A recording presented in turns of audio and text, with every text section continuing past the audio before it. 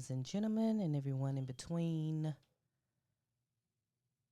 It's your girl, Ms.B, with Straightforward with Ms.B. This is episode 61. Grab your vices, sit back, relax, let's chill, and get straight to it, as we always do. Welcome back, everybody. It's been a lot going on within this last week. We got the Tory Lanez situation. He was finally sentenced, as well as an update on Miss Carlee Russell out of Birmingham, Alabama, and her fake abduction story, as well as this crazy brawl that happened in Montgomery, Alabama, at a riverfront boating dock area in the city. So yeah, we got a lot to talk about. Before we begin, just know that, as always, I want to thank everybody for tuning in. Thank everybody who listens to the podcast on any of the popular streaming platforms, as well as catch us on YouTube as well. I upload the episodes on YouTube. So for those of you who are not that tech savvy and but does know about the YouTube platform, you can definitely check us there.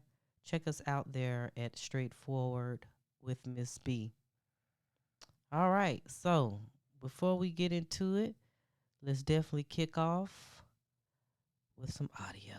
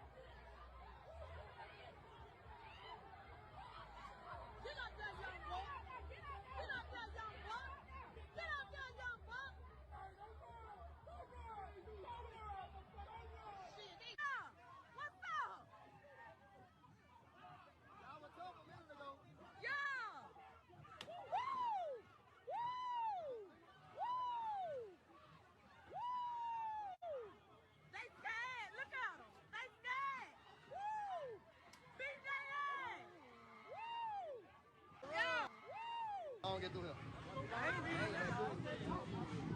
What the hell? Y'all, these white folks don't need black men that work security. We trying to get on the sipping cycle, the Marriott trying to come through. And the man was telling them to move their boat because the Marriott couldn't dock so the folks could get off. And everybody on the sipping cycle, we just wait. Why these folks the swung on and the jumped on their black man? Baby, the crew member that jumped off the Marriott, baby. They whooping ass, baby. Now come up out that boat, baby. They ready to move some. They ready to move some. Yeah, he jumped in the water. I don't get through here. What the hell? Y'all, these white folks jumped on these black men that work.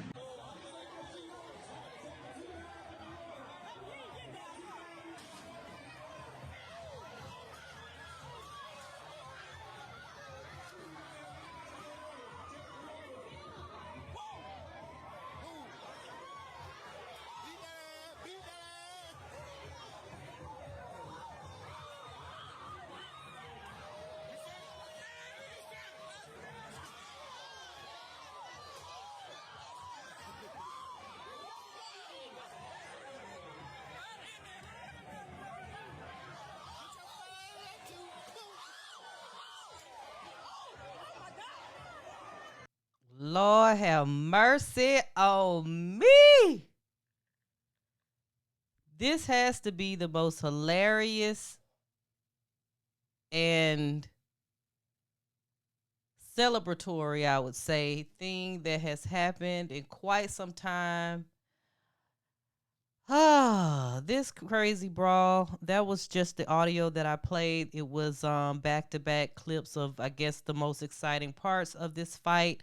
Now, I don't condone fighting. However, hey, sometimes, unfortunately, some of us, write checks that I asked just cannot cash. And this was one of those instances where I believe it was needed. All right. So basically, where it all started from, it was a Saturday evening, last Saturday, and there was a riverboat called the Harriet that was carrying 227 passengers, and I'm pulling some of the details from CNN. They were returning, the boat itself was returning to the waterfront, to the dock, and they were trying to dock at the designated area, right? It's basically a reserved spot, for those who are, doing one of the tour boats or whatnot, right? So the Harriet Riverboat and the 227 passengers, they basically just kind of lingered around in the water for about 45 minutes as the captain of the riverboat, tried to reach the operators using the PA system. Um, you know, but unfortunately, there was some individuals who had a private boat and they was parked in the area in which the Harriet Riverboat was supposed to park, right? And so the private boat owners basically was confronting the operator and the captain like, "Hey, you know, we're not moving our boat." And I'm sure these people that were on the boat was very inebriated, possibly, probably just had a fun time out on the water with their family and friends. But yeah, they were basically refusing to move their boat.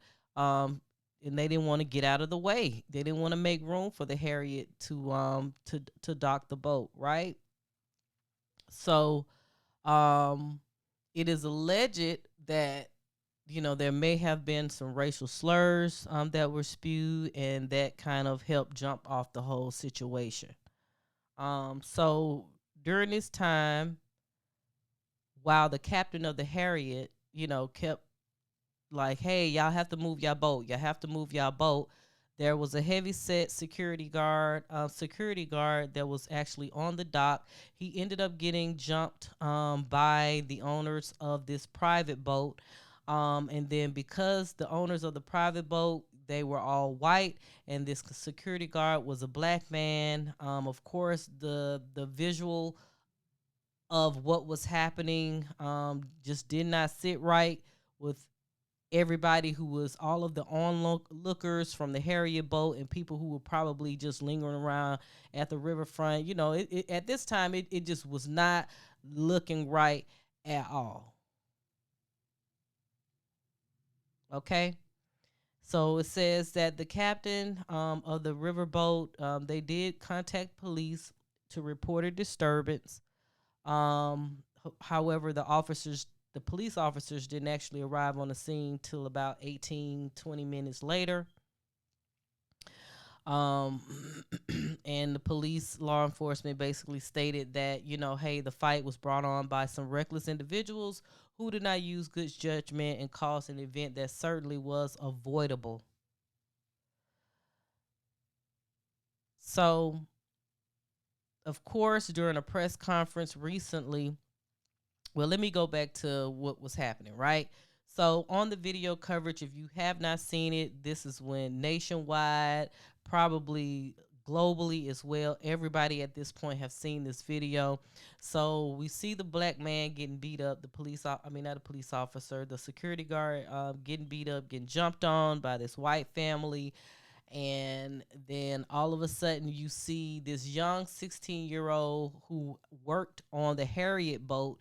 He actually jumped in the water from the riverboat and started swimming across the dock onto the dock, so that he could assist the security guard and I guess try to help break things up and eventually I believe I did see him on the video maybe throw a few punches as well.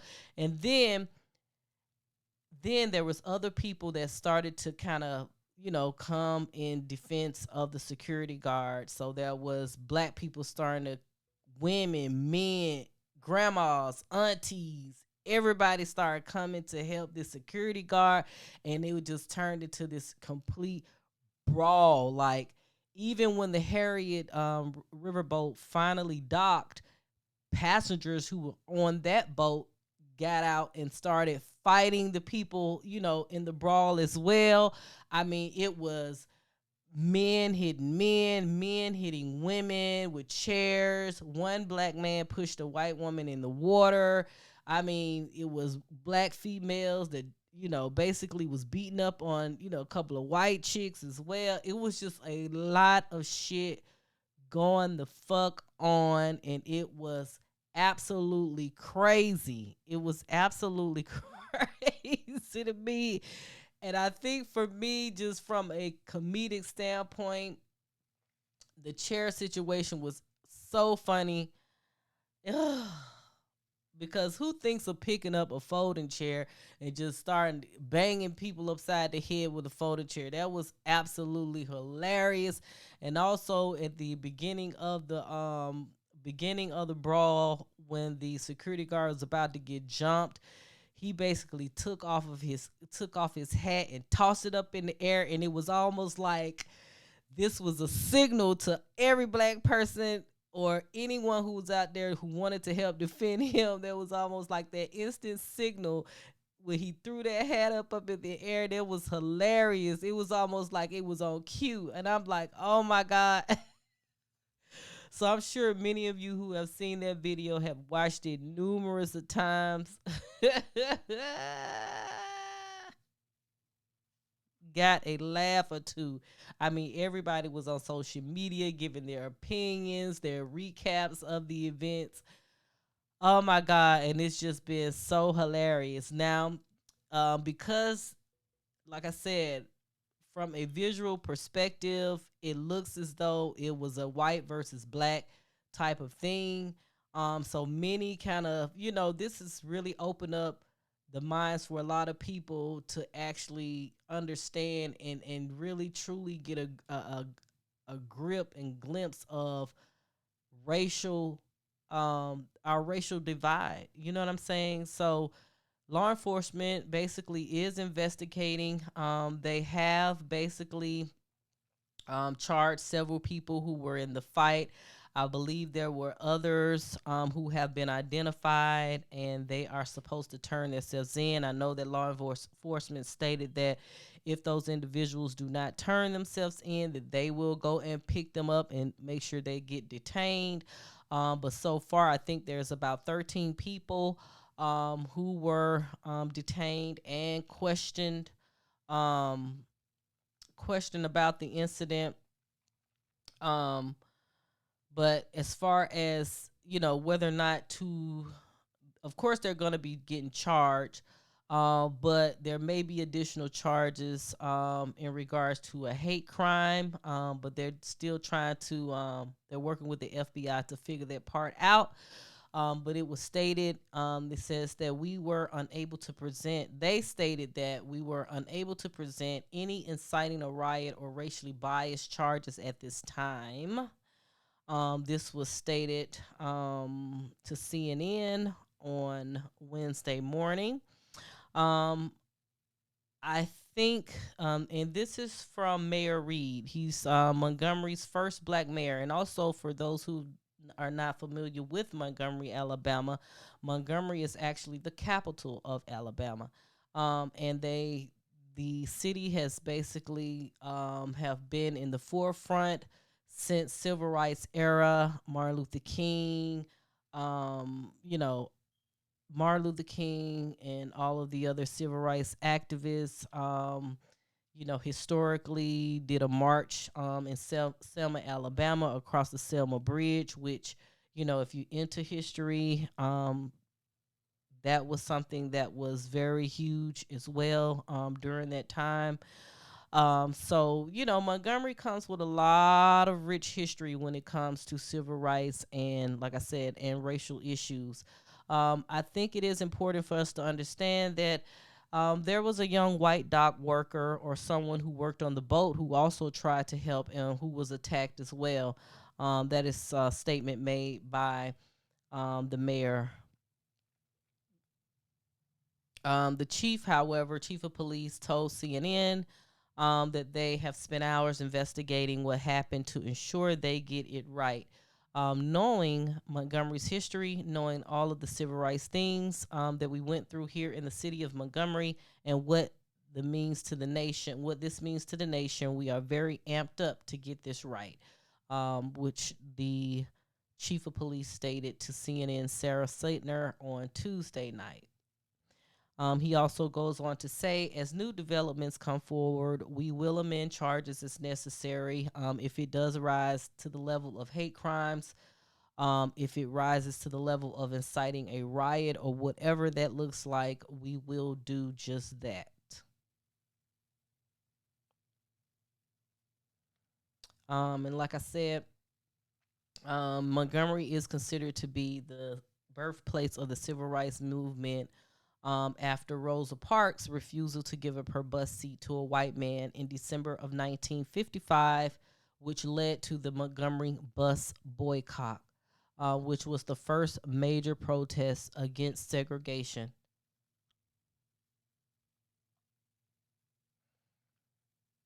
Montgomery has built a culture of moving forward and reconciliation of our past, stated City Councilwoman Marsh Brown. She pointed to the presence of the Equal Justice Initiative, its museum, and the National Memorial for Peace and Justice, which stands in honor of lynching victims. She goes on to say, we are fertile ground for reconciliation, right?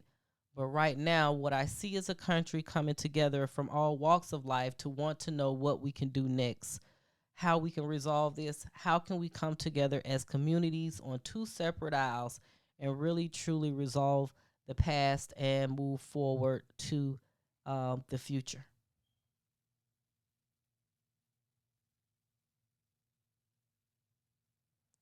So, as we know it, looking at the video and just understanding some of the backstory and how this brawl initiated, you know, a family just felt as though they didn't have to move their property.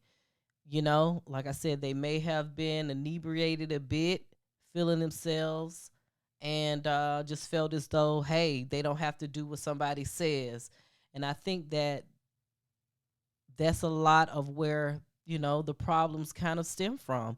We have people of certain races who believes as though they're still living back in the 40s, living back in slavery time, and being masters or whatever you want to call them, and owning plantations, and being able to control and manipulate and do what it is that they want to do, of people of color, all of that. Some people, especially here in the deep south, still carry that same mental mentality. They feel as though they're superior and other races are inferior. So could all of that have contributed to this? Maybe. If there was people who were present and witnesses stated, hey, the white man called a black man, called the black security guard the N-word, then hey, yes, on those grounds, and if that comes out to be true, then yes, they do need to also be hit with hate crime charges as well, because this is 2023, and none of us in this society, we all bleed red, right? No one superior to anyone else in this world. You know, those mentalities from the civil rights era is, you would think, should be long gone, but they are so deeply embedded into a lot of people that it's hard to let go. It's hard to change their mind. It's hard for them to be empathetic to others. You know what I'm saying? And show grace to others and be kind people and just love one another. And I feel as though partly that took place in this situation. That's what it was. But you know what happened? They ass got handed to them, and rightfully so. They ass got handed to them, and so it is. So I wonder what you guys' opinions on this situation is. That's my opinion. People had to people had to do what they had to do, and in this day and age, and thank God there was no weapons, no weapons, guns, anything, knives, anything like that. That was present during this brawl. It was just straight up knuckling up, fist to fist combat. But I'm glad that we were in the predicament that we were able to defend the security guard who was getting jumped on because they had no right to jump on that man. All he was doing his job. But I'm glad that others, specifically other African Americans, was able to come and help defend him, and just show unification from that standpoint.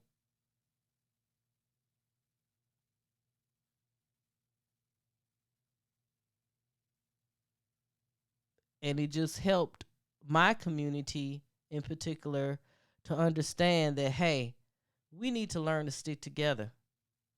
We got to stick together because that's all we got. So moving on from this situation,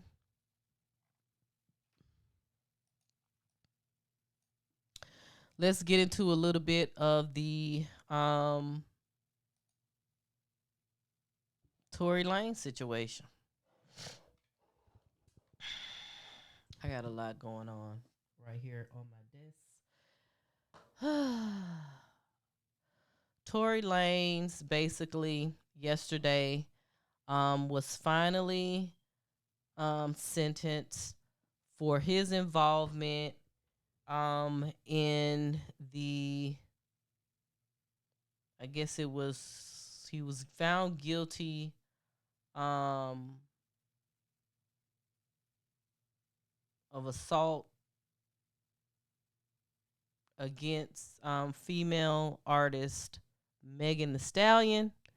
Tory Lanez himself is a R&B and singer. I believe he raps as well. I enjoy Tory Lanez's music as well as Megan's as well. But as you know, for several years now, the two were going back and forth at one point.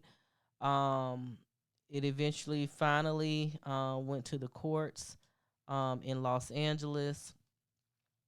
She basically was grazed in the foot. I won't say she was shot in the foot, but she was grazed in the foot during a night out of having fun. Her, Tory, and her then um, best friend, Kelsey, they went to a party at Kylie Jenner's house, a pool party, chilling, drinking. At some point, it says that Megan may have gotten upset because it seems as though Tory was flirting with Kylie Jenner in her face. Now, mind you, Kelsey was talking to Tory at first. They were, I guess, establishing a relationship. But soon Megan Thee Stallion basically took Kelsey's man, and that was low down in itself. And she ended up fucking on Tory.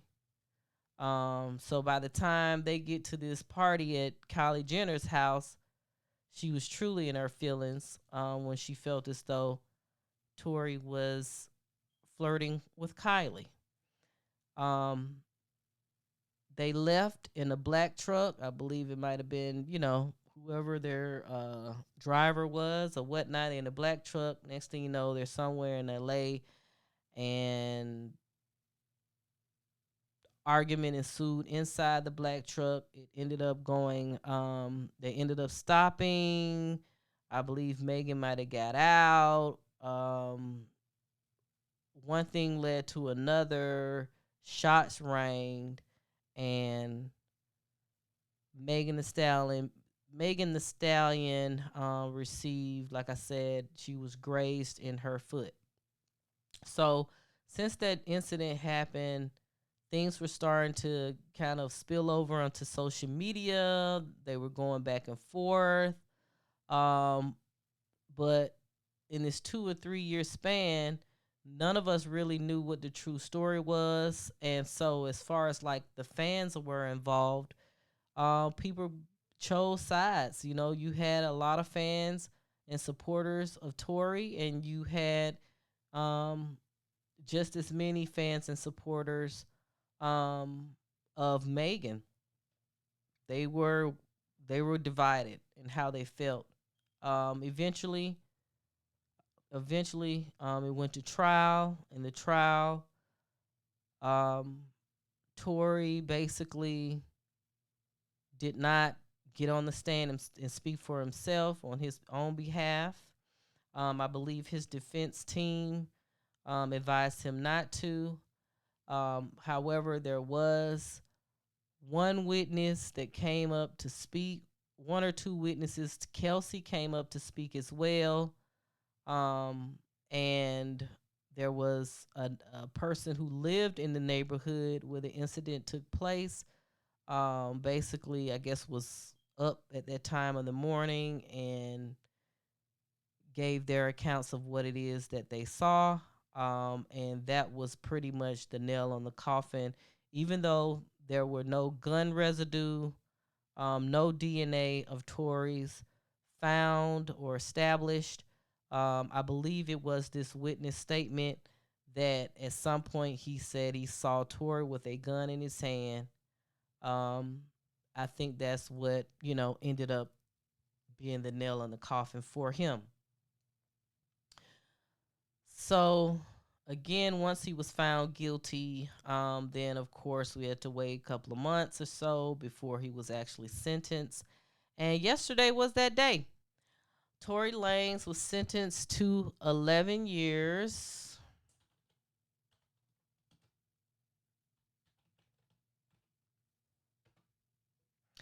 And again, excuse me, not 11. Let me stop. He was sentenced to 10 years. And again, when it comes to fans and supporters, there's still a great divide.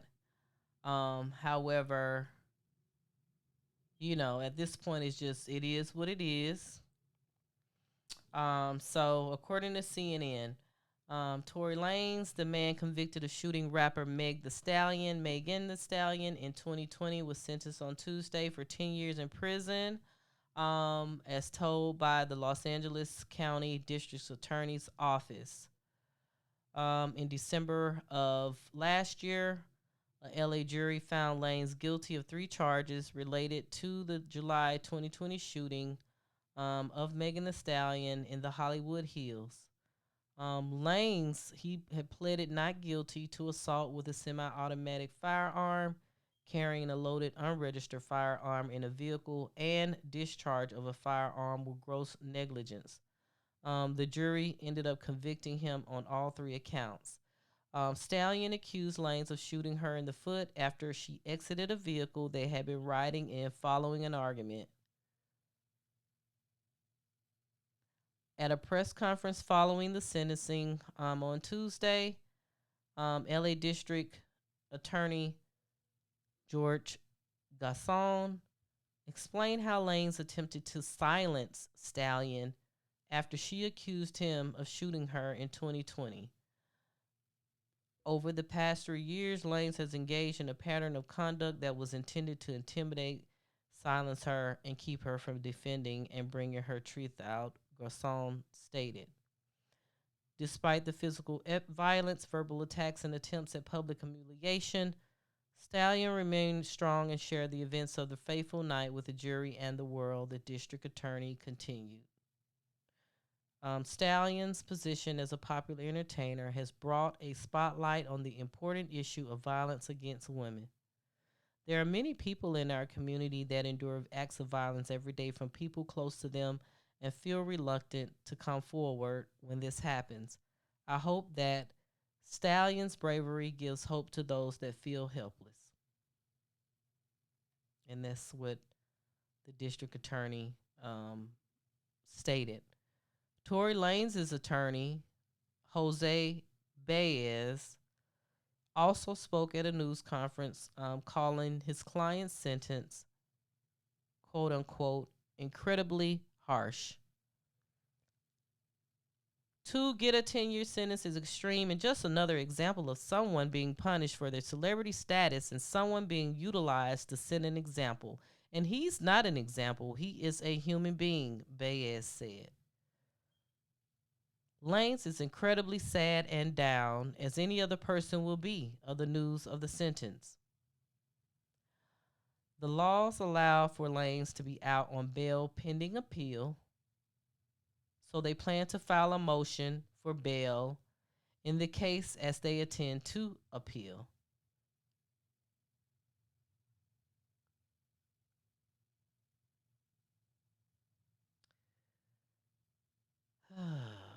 In April, Megan Thee Stallion addressed the case in an essay for Elle magazine.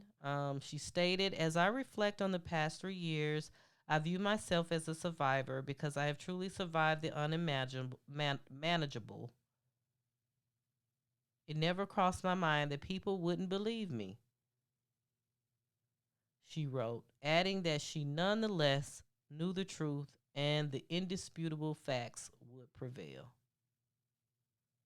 Now, enough of this article. We all know, who have been following this case, different circumstances that were, involved in this whole situation. You know, the argument, and this is not to make any type of excuses on Tory Lanez's behalf, but it's almost like there's a lot of things that was happening that night. Megan was very aggressive in arguing. Megan is a very tall woman compared to Tory Lanez, who's a short guy, and that really, size doesn't matter. However, she's very aggressive to be a female, right? And she's also have been known to kind of be somewhat of a semi, maybe a semi-alcoholic. She loves to have a good time and party, and alcohol tends to help turn you up a bit. um but it seems as though that she may have been very aggressive that night, and I'm assuming that a lot of truth probably started to spill out in this argument, in their black truck between all three of them, with the affair she was having with her best friend's man, and all kind of shit probably was being said, and people were throwing insults at each other, and that may have led to somebody putting their hands on somebody, and there was a weapon in the vehicle, and at that point one thing led to another. This does not justify at all, does not justify Tory or anyone else who may have had the gun and who may have shot the shots that ended up, hitting Megan Thee Stallion. But it's like certain instances when the story was developing throughout the years, Megan Thee Stallion would basically just lie about certain things that she didn't necessarily have to lie about. So to me, that kind of definitely, somewhat tarnished her credibility in my eyes.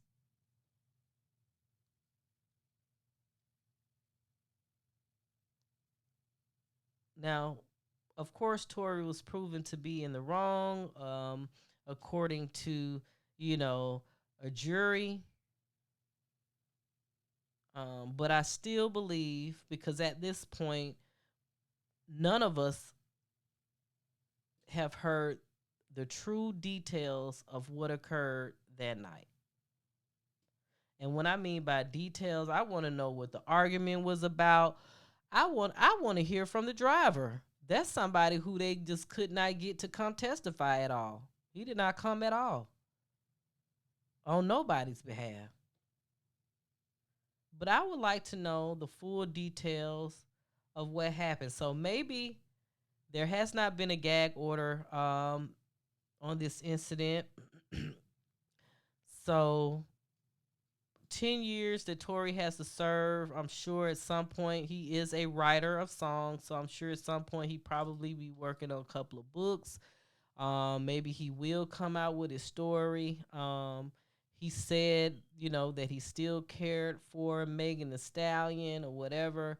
However, he still, he still is standing on his innocence also. So, they do plan on appealing this situation. Um, and we'll see how that pans out. Now, with his sentencing of 10 years, because of the type of charges he was found guilty of, he does not have to serve, he would not have to serve no more than 85% of his sentence. So, yeah, we can probably expect to see Tory, around the year 2029, 2020, 30. And he'll still be fairly a young guy. He'll still be in his late 30s, because right now he's 31. So by that time, he'll be 7, 8 years. He'll be 38, 39 years old. So he still would have. It's not like he will be spending his entire life behind bars. But I mean, who wants to spend 7, 8 years? I wouldn't.